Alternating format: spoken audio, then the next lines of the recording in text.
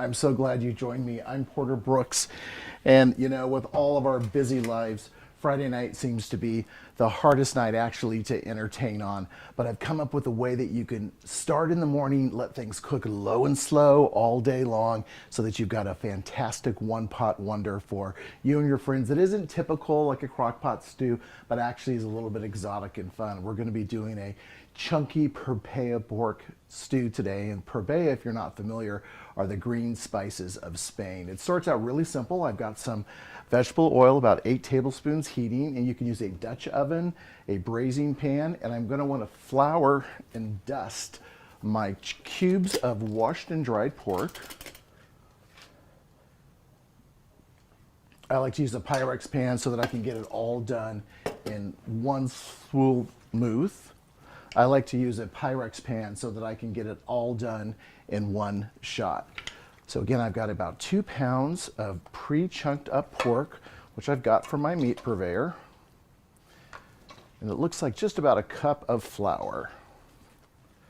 This is a great recipe because if you don't like pork, you can absolutely use stew beef.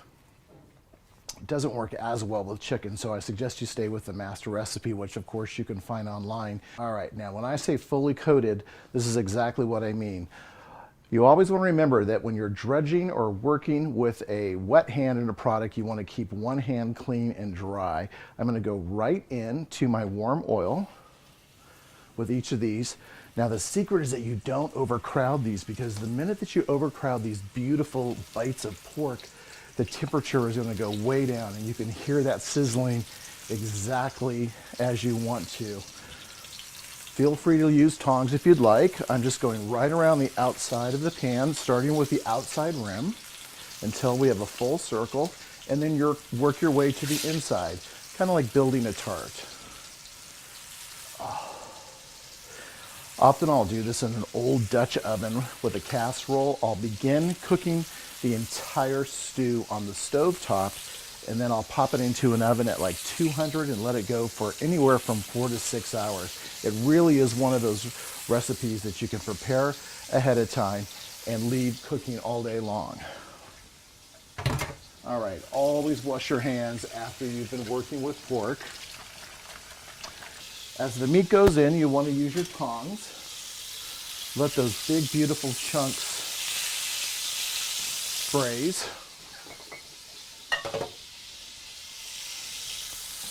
This is going to take about 2 minutes on each side, but I'll show you what it's going to look like when we turn it over. As soon as we get this first braise on, I'm going to add some diced onion. That's what we're looking for, a nice golden brown on the back of each piece of pork. So one by one, we'll turn these guys over.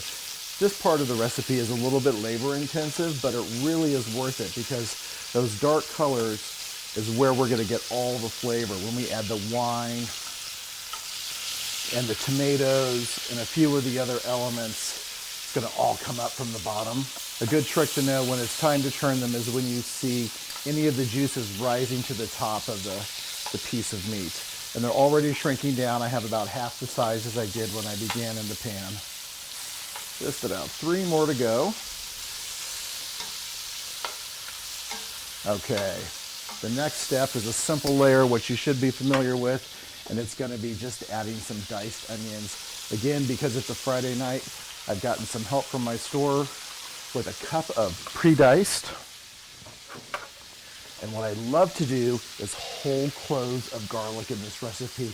You can take them out or warn your guests. Sometimes when the stew is all the way cooked down, I like to pick out the whole cloves. I'm going to use 5 here and put them in a separate little dish, just like this little miniature pinch bowl, and set it on the side of the table. For the people who want that roasted garlic in addition, they can mash it with their fork and eat it up all in the same bite. All right, where did the flavors come from? Several different items, but we get the red in this from our wonderful stewed tomatoes, and since it's not the dead of summer, you always want to use a very high quality stewed tomato right out of the can.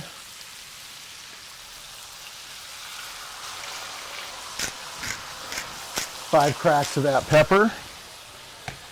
And there's a lot of meat in here, so we're gonna salt this pretty heavily. I'd say just about a tablespoon of a high quality sea salt. Now here is a flavor profile that you would not be expecting, I assure you. I'm gonna use 1 small can of anchovies and their oil. Now this is gonna add salt, and we're gonna lay them right across the top. You won't even know they're in there, I promise, for everybody who doesn't like that. Okay, and the secret again, about a cup of nice Spanish Rioja wine is gonna bring that all together. All right, we talked a little bit earlier about Purbella. Let me show you these beautiful Purbella garnis. These are the spices in their whole form wrapped in some butcher string. I'm gonna drop that right into the top of the pot. Give it one nice mix. Oh, that is so beautiful. We'll leave that bouquet garni in place. Check on our stew. Look at that. That is Purbella my way. Friday night, reducing the heat all the way down. I want to show you how right now these beautiful chunks of pork are holding up absolutely perfect. That's probably going to be about half the size when it makes it to the plate. And this is going to become deep and dark and red. 2 types of peppers. We have our roasted red and our fresh. We have our tomato. We have our garlic, our bouquet of Purbella, the Spanish herbs and spices that are almost in every single home, as well as our fantastic pimiento picante, our hot, hot spice. Check out what's going on stovetop. Looking beautiful. Look at that stew. Perfectly combined. And I promised you a deep, dark color, and that's what you have. All right, all the way down to the service. Wait till you see what I'm gonna serve this in. A really cool and impressive antique mortar and pestle. I'm gonna start with my super big chunks. Pull that a little bit closer. Beautiful. Now, I promised you that those chunks of pork, if we brown them the way that we did, getting them nice and tight and firm, not only does it seal in all the flavor, but they come out in these big, beautiful chunks of Purbella. There are those garlics. I think I'm gonna leave them in right on top. And you see why we wanted to use the whole fresh pepper. It gives some texture and some color. They know exactly what they're gonna be biting into. Get that last guy out of there. Okay, you gotta make it pretty for your guest. And then lastly, the gravy is what it's all about. Beautiful flavors of Spain with my Purbella. All right, leave room for either your serving spoon or in this case, the big mortar and pestle, and make sure it doesn't overflow like mine's gonna do right there. Oh, that looks wonderful. Let's see if I can get a couple chunks of those out really quick. The beautiful peppers. I'm gonna put those right in the bowl. And the big Purbella porks, look at that. Okay, wonderful. Looks good. Beautiful Purbella pork stew. I have to look at that from here.